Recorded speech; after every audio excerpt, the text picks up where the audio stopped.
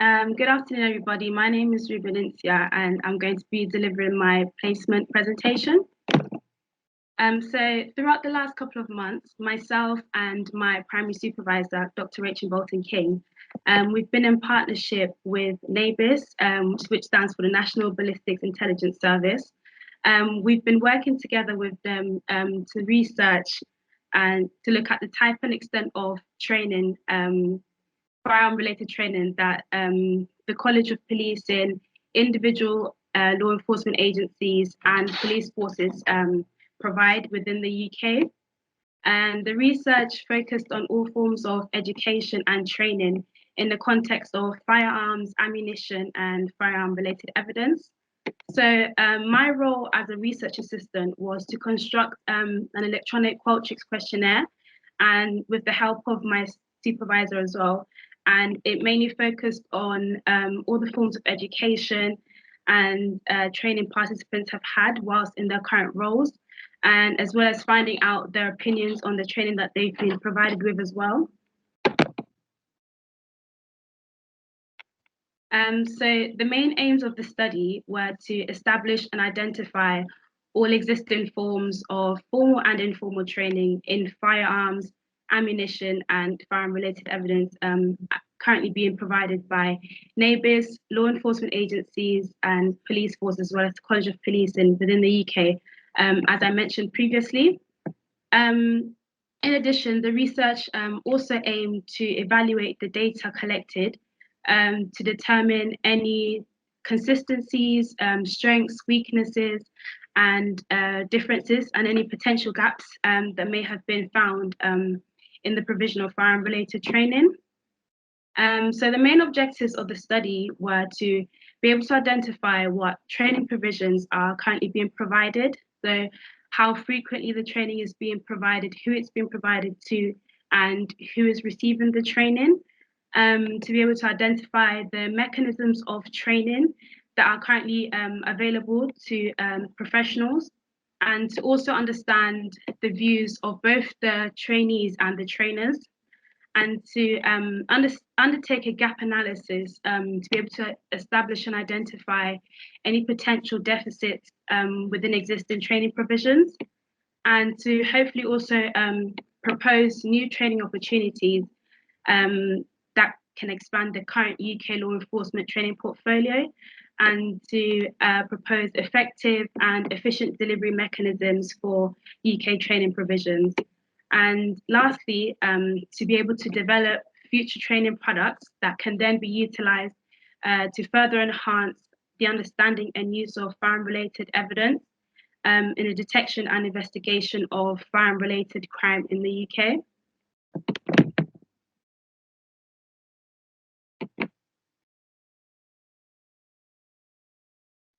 So just a little bit about the framework. So the College of Policing currently have a competency and values framework, which is long for CVF. So CVF has a goal to support professionals in policing both now and in the future. So the CVF sets out behaviour standards and values that are recognised on a local and national process. So in essence, there are frameworks that ensure that there are comprehensive expectations being met, and therefore also ensuring that standards of policing are being met. So within the framework, there are 6 competencies which have been separated into 3 groups, and they are there to show what behaviours look like in practice. So all the competencies are embedded by 4 main values, which should pillar everything by the College of Policing as a police service. And the 4 values are transparency, public service, integrity, and impartiality. As this project was in relation to firearm-related evidence, I will just talk around the frameworks regarding that as well. So specialist forces such as the College of Policing provide firearms training for all their employees. So all officers get trained to the national police standards, and they're additionally required to maintain this on an annual basis as well. So the training undertaken by these officers include things such as training in shooting skills, weapon handling, and less lethal options, as well as tactics. So they also undertake scenario-based training, which enables the officers to demonstrate skills such as critical decision making under pressure and time constraints. With NABIS, they tend to work on an ad hoc basis. So the central and northern hub tend to receive training requests, and they then deliver inputs based on what is required by the participant, the particular force that they're working with, or the client, and therefore making it more tailored to the needs of the particular police force. The most basic appointment for a British police officer who has been trained in the use of firearms, as well as being authorized to carry them on duty, are AFOs, which are authorized firearms officers. So they get trained to a basic level on firearms, which includes defensive attacks and core weapon handling skills. And then those selected and appointed undergo an IFC course in which they learn things such as weapon handling skills, shooting, advanced first aid, and tactics. So in total, there are around 242 responses generated from the survey created.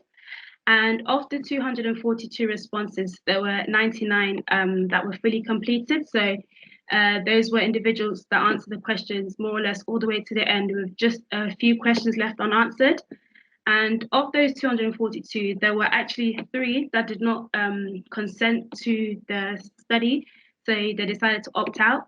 And 30 of the participants that did provide consent did not actually answer any of the questions. So there was no data generated there.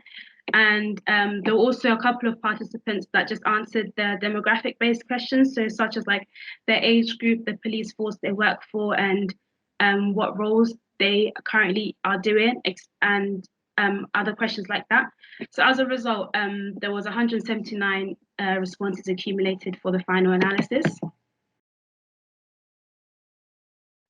So the following pie chart illustrates the age demographics of the participants. So the majority of the participants were aged between 46 to 55, and this accounted for about 30% of the respondents. And this was then closely followed by individuals aged between the ages of 36 to 45, and they accounted for around 24% of the participants. And there was also one individual that was retired as well. So whilst conducting the research, there were a few elements that had to be taken into consideration, just because they had some impacts on the final results that were generated. So the considerations that had to be considered were the time restrictions. So because of this, we was not able to generate as many responses as we'd hoped for. So ideally, we were looking to have around 300 returns, which would have provided an even better overview of the professionals across the policing network. Secondly was minimal responses. So the data collection lasted around 4 weeks, but sometimes being operational staff, emergencies can rise up. So not all professionals would have had time to complete the surveys. And the third consideration was that the majority of the responses were also provided from police officers. So therefore the results may not have entirely reflected the entire population as accurately as we'd hoped for, as the responses from other roles were quite limited.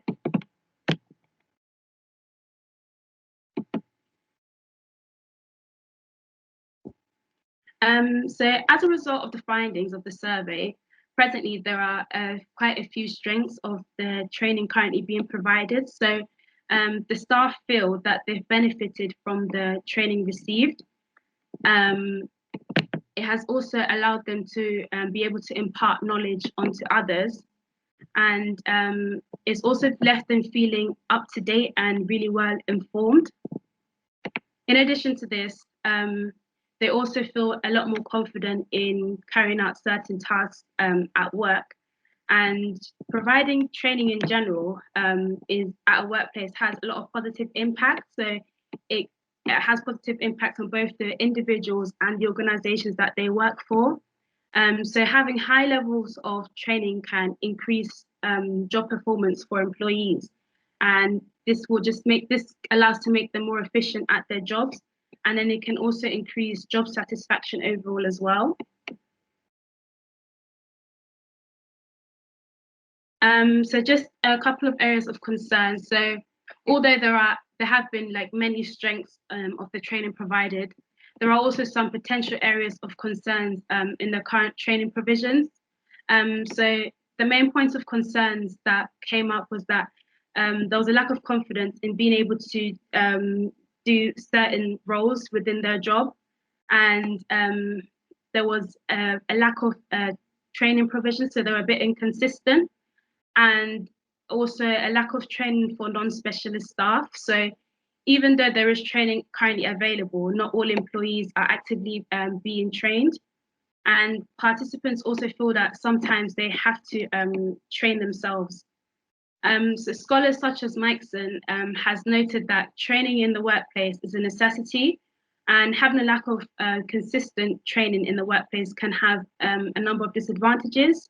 So these include having like underprepared employees. So when staff are not receiving enough training, they sometimes find it difficult to adapt and understand the working environment around them. And this can lead to stress on management, which is the second point. So when training programs are not as effective as they could be, it tends to put a lot of pressure on the management. And this is because they have to ensure that standards of the organization are being met.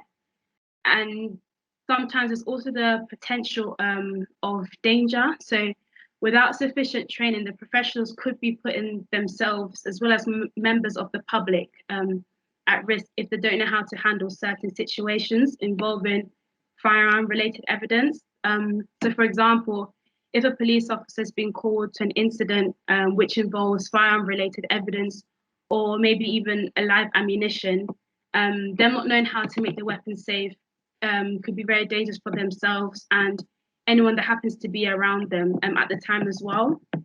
In addition to this, staff also feel like the current training standards are not as sufficient as they could be for them. So on the graph, I've just got a graph that displaying the efficiency of participants' opinions, and there are a high number of participants that are currently receiving training and some aren't. So there are 41 out of 121 participants that feel that they've received enough training during their time to date, whereas, sorry, 41 out of 121 feel like the training they've received is not actually sufficient enough for them.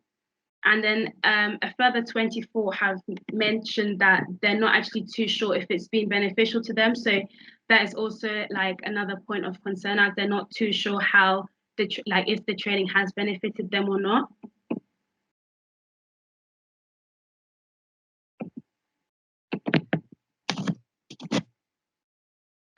So some of the main gaps that emerge from the study is that some participants don't feel too confident in carrying out certain tasks within their roles. And there's also a lack of training that is currently available to the professionals. So individuals such as police officers, like police staff and intelligence officers, they're often being provided with very like basic training, and it's also being delivered to them on an infrequent basis in comparison to professionals across other roles. Some other non-specialist staff also do not feel that it's actually necessary for them to be receiving training in regards to firearm-related evidence, just because they don't actually encounter those kind of things often. And most of the time, non-specialist staff are also told to seek advice from an expert or to leave it there for someone else to come and deal with it. As one of the main aims of the study was to establish the kind of training being provided to the participants were asked a range of questions regarding the formal training that they'd received today and whom their training was being provided by. So from the answers provided, there were 15 providers of training overall, and the top 5 providers of training at the moment are the current employers, firearm trainers, authorized firearms officers, NABIS, and former employers. There's also College of Policing and Force Armourers, and between the last 3 that I just mentioned, there's an equal split between the participants that have received training from these organizations. The bottom 5 for providing training are from postgraduate degrees, the NCA, NFC, external service providers, and forensic submissions.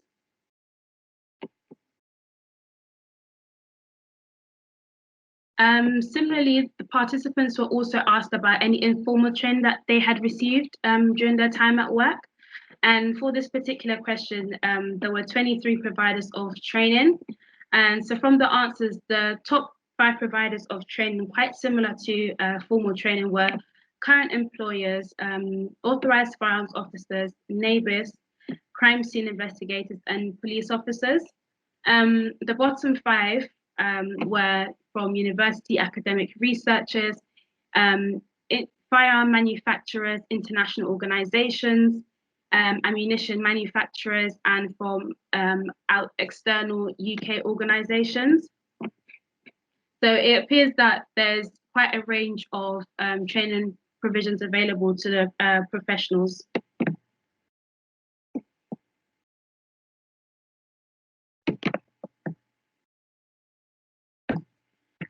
So the participants were asked about the training that they've received in their current roles. So as displayed on the part chart, over half of the participants have received some type of training, whether it be formal or informal.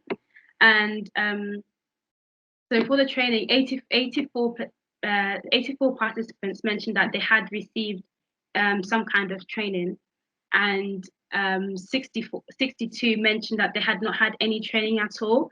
And if you just look on the right graph, you can see that there's also like a split between the professionals that are receiving training and those that aren't. So there are professionals within the same role where some are receiving training and where some aren't. So for example, there are 7 intelligence officers receiving training, whereas 10 intelligence officers are not. So it's evident that, like, on a whole, professionals directly dealing with firearms are receiving the most training. So, for example, AFOs and firearm trainers, just to name a few. Just so that we're all aware. So those that are highlighted in green are, yes, it's for receiving training, and those are in red are individuals that aren't receiving any training.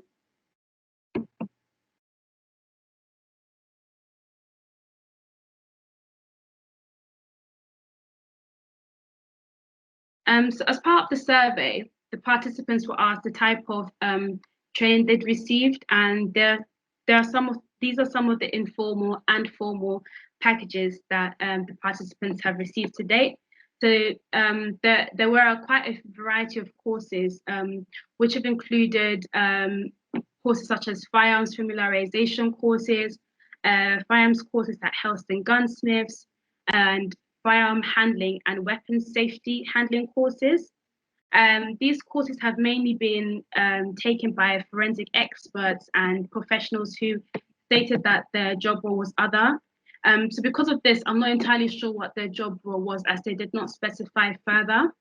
Alongside these courses, the participants have also received NABIS inputs. So the NABIS inputs were had by a variety of professionals across different roles. Therefore, I'm assuming that the levels at which they were being delivered at were quite different from one another. So perhaps for a level, I believe that a police staff member would have potentially received a level 1 NABIS input, whereas a more experienced professional like a firearms trainer would have had and input being delivered at a level 3. So as well as receiving training on firearm safety and handling, trainers have also been given firearm legislation and introduction training. This has mainly been provided to police officers. And the main mechanisms of delivering these training sessions have been through PowerPoint, face-to-face teaching, classroom-based, and some participants also mentioned that they'd undertaken some workshops as well and had some practical classes. So the participants were asked how they felt about the current training procedures. And here are some of the comments that were made by the participants. And in general, they mainly indicated that more training would be beneficial to them. The training that they've had has been able to enhance their knowledge and understanding, and it's therefore also allowed them to pursue higher positions in their jobs. Some still don't think that the training is necessary because it's not actually in their current line of work. And on the whole, it's quite like it comes up quite often that there's a lack of training being provided to participants who come from a range of different backgrounds. As part of the research, we wanted to find out the frequency at which the training is being delivered. And the two graphs on the page just display the frequency of both formal and informal training that's been received by the participants. So on the left, we have statistics for formal training received by the respondents. Some of the most considerable issues that developed were the time intervals at which the training was actually being received. So 35 respondents mentioned that they've never had any formal training, and 38 also mentioned that they received training more than every 5 years. However, there were 3 individuals that stated that they actually get training on a weekly basis, and a further 7 also mentioned that they receive training every 6 months.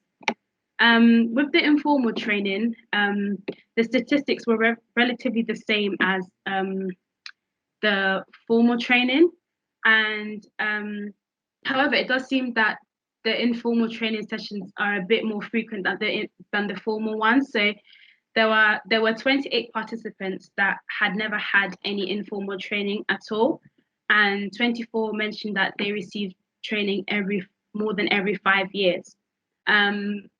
But again, 6 mentioned that they receive training on a weekly basis, and 12 mentioned that they get training every month. So Arthur et al. Stated that skill retention can be impacted by the frequency or time intervals of which training takes place. Therefore, it's really important that employees are always being provided with training, especially like on a more frequent basis, just to allow them to be able to retain all the information that they're being taught. So additionally, within the open comments, these are some of the frequencies that came out as well. So it was quite apparent in the comments that were made by the participants. So for this question in particular, there were 67 respondents, and out of those 67, 15 mentioned that they'd had one-off sessions, 8 mentioned that they'd had annual training sessions, 6 had had one-day training sessions, and 4 stated that they'd had half-day sessions.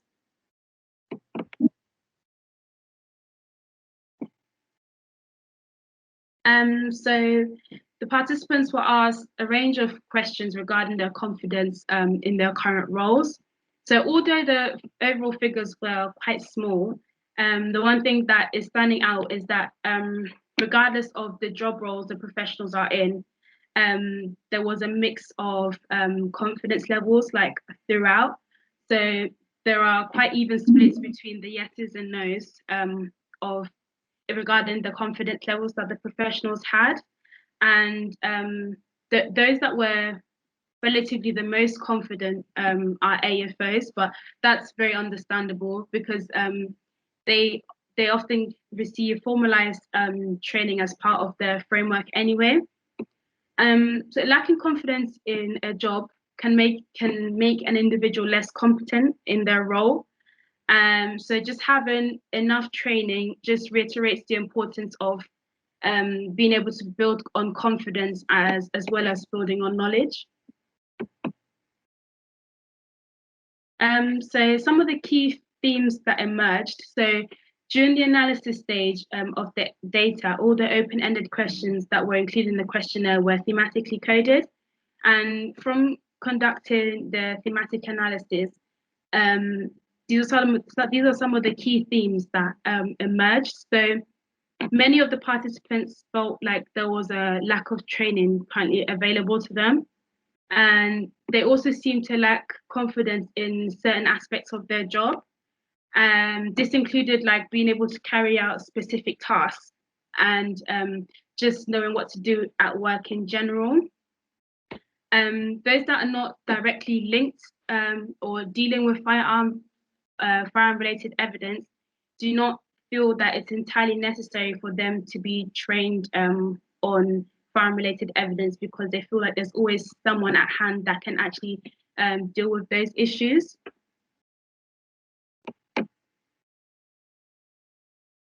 And the respondents were asked who they feel should be providing their training and delivering it to them. And these were some of the top answers that came up from the participants. So the majority, 26, mentioned that they feel like training should be delivered by NABIS and SPOCs. This was followed by 18 participants mentioning that they feel like firearms officers and specialists should be providing training. And some also mentioned that they feel like experts in the field should be delivering training. This was by 8 respondents, and then 6 individuals mentioned that the College of Policing should also be providing their training to them.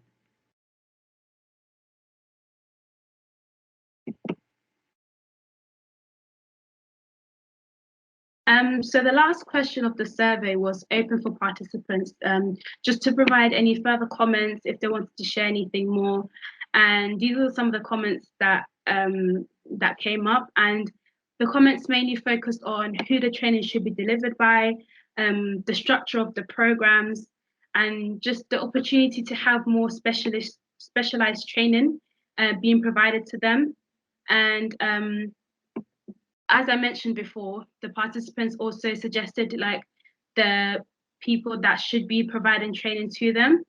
And something interesting I picked up was that some participants made comments that they feel like new recruits are expected to actually know things, what they need to do before joining their organization.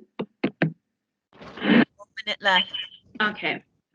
So as a whole, there are a few things that have come up, and there seems to be like a few lack of training being provided to the professionals overall.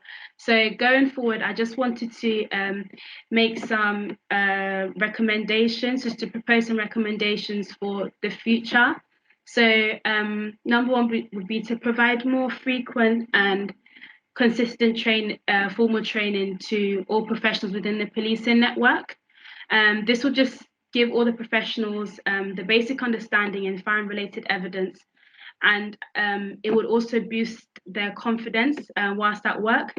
And then they'll also be able to do their jobs more efficiently. To schedule more training for non-specialist staff, and this will just allow them to again be more confident and know how to deal with firearm-related evidence if they ever are to encounter it at work, and to implement more hands-on tasks and activities or practical-based training for the professionals so that they can implement what they've learned into their real-life experiences.